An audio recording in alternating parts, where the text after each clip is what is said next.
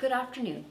I'm Barbara with Plasmalift, and I would like to guide you through becoming a Plasmalift technician. One of the first points that we are going to cover today is the Fitzpatrick skin scale. It is very essential as a Plasmalift technician that you get familiarized with this scale and how to qualify your clients properly. As you can see, we have skin types 1, 2, 3, 4, 5, and 6. We generally recommend that you never treat clients that are on the Fitzpatrick scale 6, 5, and sometimes even 4. The way that you can decide if a client is appropriate for the Plasmalift treatment is to always complete what we call a spot test. Now, a spot test can be done very, very simply and easily. You're going to request that your client comes into the office before you decide to start your Plasmalift program. You can usually do a spot test on the inside of the wrist, and essentially what you're going to do is make a little circle or a square about a dime size and test the skin area. The other portion of the skin that can be utilized for a skin test patch would be right behind the ear. Now, the reason for doing a test patch is that we're looking for signs of hyperpigmentation in a client, depigmentation in a client, or scarring due to the Plasmalift treatment. Now, although the Plasmalift treatment is extremely safe, there are going to be clients out there, patients and clients, that are prone to negative side effects from receiving the treatment. So we can always counteract this by giving them a little patch test. So the way that this would work, most technicians will be charging their client $99 for the patch test. You can just let your client know that these are your consumable costs for all of the disposable products that you will be using, including your needles, your bed covers, all of the medical pads that will be used, and of course the numbing as well to the little test patch area. What you're going to do is chart that area out, create a client file for that client, and then you're going to come back after the healing period is complete. Usually you'll see them at the 14-day period, so 2 weeks after the patch test.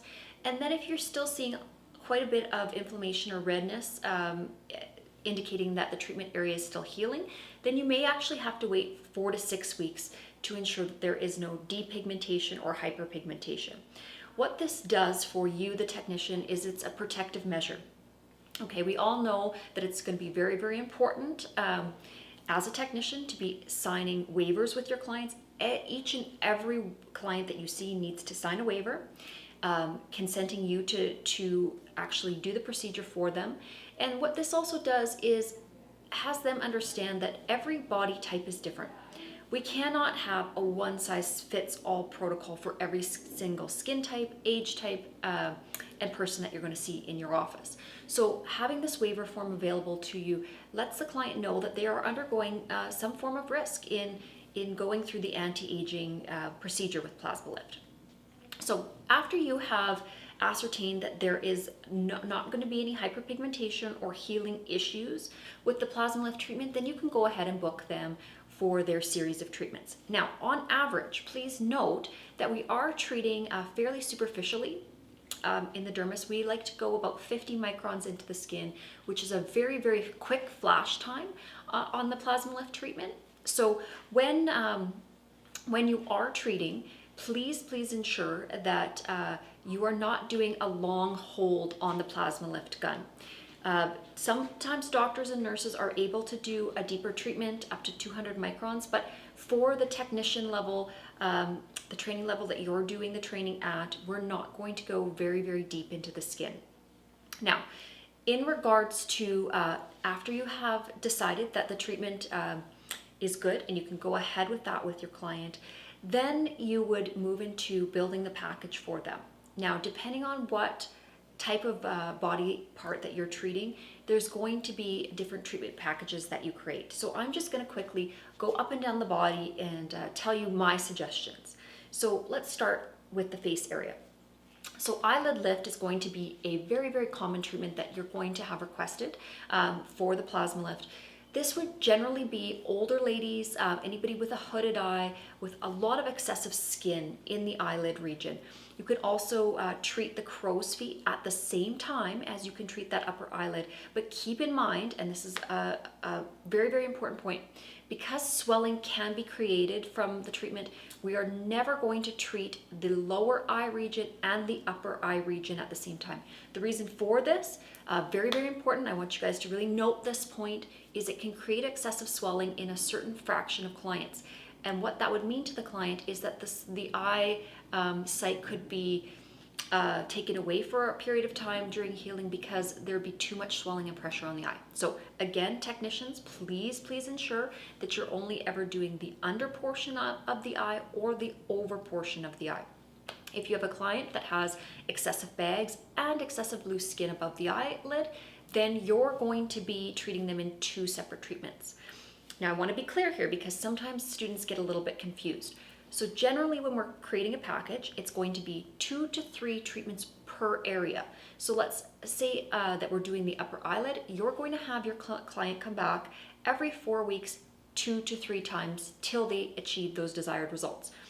If they're wanting the full eyelid area, okay, so that's upper and lower, they're actually going to come 4 to 6 times because we have to break those treatment times apart and make sure that you're waiting that full 4 weeks. Sometimes it'll be up to 6 weeks, depending on the client and how their skin heals. So you have to really, really watch. Also, make sure with each and every client that you're taking proper documentation. What this means, when your client comes in, you're going to take proper before photos and proper after photos. Usually we're going to take a photo straight on, then to the side, and then the profile photo for you, okay? So all 3 photos on their chart. You're also going to duplicate this when the client is finished their treatment. The reason why we always want to duplicate this is twofold, okay? First of all, it's going to be very crucial for you to have both of these photos for your before and afters, and absolutely wonderful if you can get that healed shot of your client. Great for your Facebook pages, your websites, your Instagrams, to really show and showcase that body of work to the general buying public. Second of all, where this is very, very essential, is in terms of liability. So let's say you do have an issue, somebody has had a treatment with you and they don't feel that they've been, provided the proper treatment, because God forbid in this industry, there are those people that are going to have treatments just so they can litigate. We don't even, we hate to say that happens, but we need to also be very, very clear with you about the fact that this does happen. There are individuals in the population that will simply go for a treatment just so they can litigate against the service provider. There's also cases where the service provider are negligent or is negligent. So both things you're going to have to make sure that you're super protected. And having those photos that document what the client looked like when they left your office is essential. Because what will happen is in a court of law or a law case is that the judge, or you'll be able to demonstrate that likely the problem occurred during the aftercare procedure. So the client was not doing their aftercare as prescribed. Now, I also get a lot of questions from technicians concerning aftercare, and everybody that takes the training wants to know what the one-size-fits-all aftercare is. And unfortunately, there is not a one-size-fits-all aftercare. So what you're going to need to do is work one-on-one with the clients and decide what the best aftercare protocol for them is. However, I'm going to give you guidelines that we've found with the thousands of clients that we've treated. Generally, you're going to want the clients to dry heal for a good 1 to 2 days. Now, if they're feeling drying or tightness, kind of like cracking skin, they can definitely utilize an A&D cream, a vitamin A&D cream, or a vitamin E ointment. And again, I said cream, I meant ointment. Please, no creams. Only a pure ointment can be used on the Plasmalift treatment. The other thing that's very, very essential is that you keep in mind that oftentimes the swelling can be mistaken for an infection. The client is not infected. It's actually just the swelling from the fluid that the body has created to protect itself from that thermal energy that we've created that's actually activating that fibroblast cell. So that's what we're trying to achieve. So the fluid and the swelling can be a little bit scary in that healing period. And that's going to be your job as a technician to guide your client through that and to really let them know what they're in store for while still selling the treatment. Because if you scare them too much, they're not gonna book with you. So there's always a fine line that we walk in the medical aesthetics industry in being able to achieve great clienteling, to close the client and be able to sell them an excellent package that's going to benefit them, but also managing their healing. Because everybody, I don't care if it's plastic surgery or laser treatment, there is going to be a treatment healing period, and that's never fun for anybody. So just like with any other medical aesthetics treatment, Plasmalift does have a period of healing before you yield the fabulous results. Now, there's also a portion of the population that heal very quickly. Like myself, I can have an eyelid lift in about 2 days. You won't even know it, other than my eyelids look nice and taut and tight.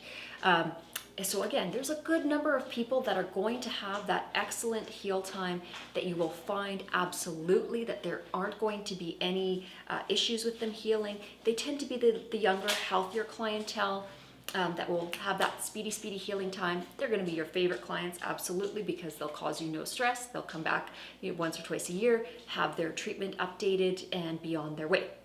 Now, there's a certain portion of the population who may be a little bit more prone to infection, but still see dramatic results from Plasmalift. These would be your older demographic clientele. As we age, our body is not going to be as efficient at healing itself, and obviously warding off infection and just healing altogether. So they tend to be the clients that are going to be slower healers, more prone to swelling. There are certain groups in the population that you will have to just let them know after they've had the procedure that the heal time may be a little bit longer or a little bit elongated. So those are people that partake in alcoholic beverages, every night, or a couple nights a week. Smoking is going to definitely decrease the healing period for your clients. The other one would just be overall bad diet and not a lot of exercise. If the client is a little bit more overweight, they're going to heal a little bit slower. Their system is more sluggish. So the healthier the client, the less toxins they put into their body, the more active they are, the quicker they're going to heal. Those are generally the clients that, you can dry heal and then send them away with a vitamin A and D pack, which is just an ointment that will help to heal the area of the skin.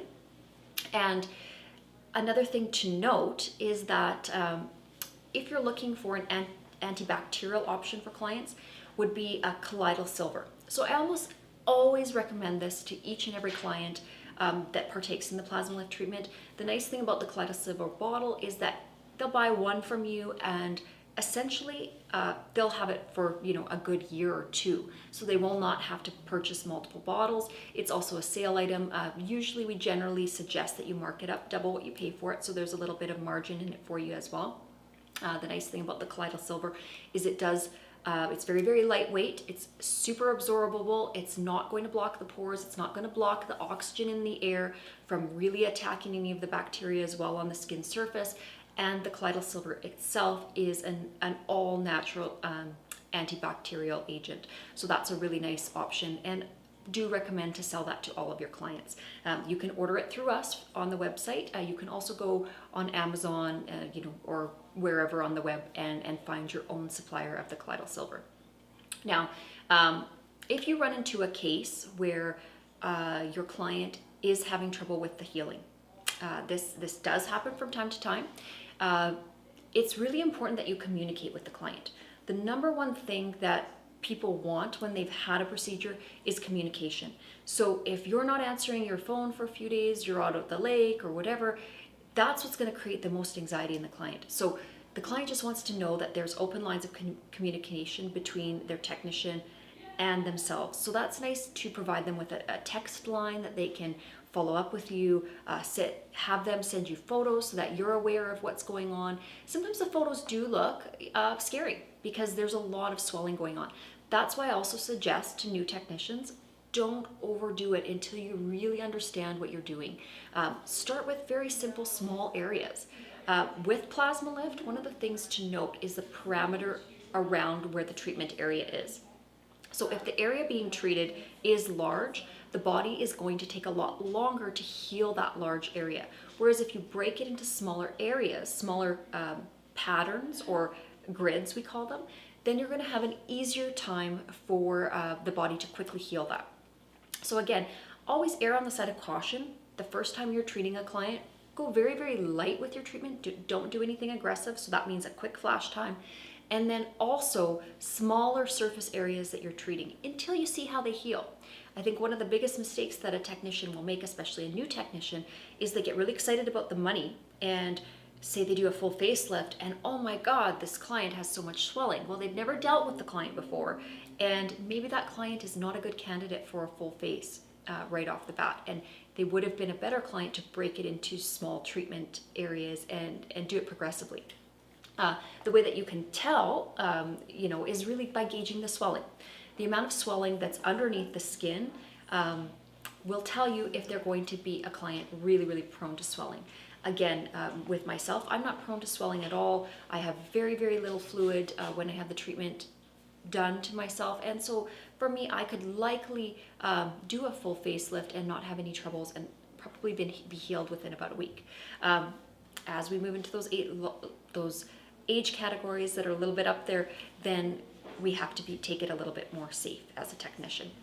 The other thing to note is ethnic skins.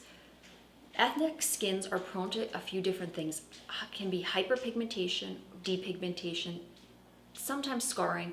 Scarring usually only occurs with Plasmalift if the technician is holding that arc really long to the skin, too long. A long hold is meant for scar tissue, so it's meant for very, very thick skin that's irregular, it's not growing in its proper pattern, and then we can break down that scar tissue. So some of the uses for thick scar tissue would be hair transplant scars for clients that have had hair transplants. Any type of body scars can be used with a longer flash time or hold time. But in general, we want to keep that flash time really, really quick. We don't need to see immediately that really dark marcation on the skin. If it looks white from a quick flash, that's also proficient. That's also enough heat to activate that fibroblast cell. You don't need an extremely long flash time to initiate that excessive cellular regeneration from the fibroblast cell.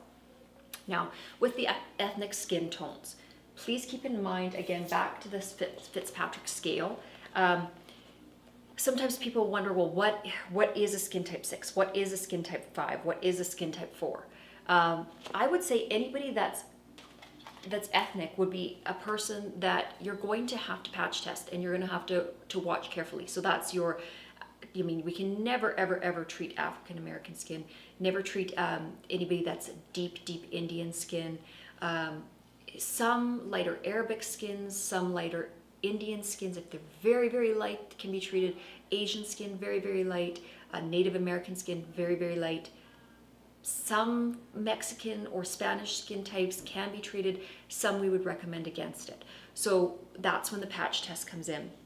Also keep in mind, the sun dramatically affects this treatment. So that's something that if you're in locales where you're close to the equator, there's an extreme amount of sunlight, you really have to drill it into your clients that they need to stay out of the sun for that 4 to 6 week acute healing period. Very, very important, okay? Because the skin is healing and can be damaged by the radiation from the sun when it is in that healing period. So we recommend hats. Don't go out in the direct sunlight. After that 2 to 3 week period, they can start putting on a sunscreen. A mineral makeup can be used, dusting over the area after a few days. But again, please don't use it as a sunblock. It's simply a nice cover to mask the treatment. So if you need to go into work or something like that. And again, for those darker skin tones, that's where the risk of hyperpigmentation really increases. And for any of you technicians that are not aware of what hyperpigmentation is, essentially in the skin structure, we have melanocytes, which are little tiny glands that produce the melanin, which it's the colorant to our skin. Okay, now in ethnic skin types, we're going to have more melanin, and more of these melanocyte glands that are going to populate the skin with color. So sometimes what can happen with the Plasmalift treatment is that this can shock those little glands and they can produce a lot of melanin due to the treatment. And what happens is you're going to be left with a little mark where the treatment occurred. So even though the skin is actually going to tighten up, so you will see the sagging going away, it's going to be left with the pattern that you've created in the form of a spot of hyperpigmentation. Now, it's not cause for dramatic concern. We can treat that. What you will do is you'll put the client on a small derma roller, so very, very superficial, like a 0.3 or 0.03 or 0.05 millimeter derma roller. They can roll the area and start first with a brightening vitamin C serum. If they're not seeing a lot of traction with that option, then we can move on into the second option for treating the hyperpigmentation, which would be hydroquinone. Now, please, when you're recommending hydroquinone, keep in mind that that is a toxin, and so we're recommending a 4%, and we're also recommending that they only utilize that for a period of 2 to 3 weeks and then stop that. Okay, you can't have a client continually on hydroquinone. It's very important that when you're using these products, that you understand the risks and that you understand how to properly prescribe them or suggest them to your clients. So again, I'm going to really reinforce with the hydroquinone. It is only for a couple weeks period, and then they must go off of that treatment. Usually by then that area has lightened up and the skin is healed, and they'll stay out of the sun. Obviously for a little period of time until the skin has reconstituted itself. Again, with anything, there's always risks. And so for you, the technician, you have to always balance between, do I take this client and risk something like hyperpigmentation, or do I tread lightly and focus on the body of the population that really has virtually no trouble with this, and it's very, very safe and effective to treat. So those would be your Caucasian skin types. You know, the English, Scottish, Irish, Scandinavian skin types, light Asian skin types would be your best treatment options for Plasmalift. Not to say that you cannot treat the other skin types, you just need to make sure that you're not doing harm and you're not creating the hyperpigmentation. So thank you so much for this video, for tuning in to this video, and we will be creating several other educational videos to help guide you, the technician, along your journey in starting your Plasmalift business. Thank you so much.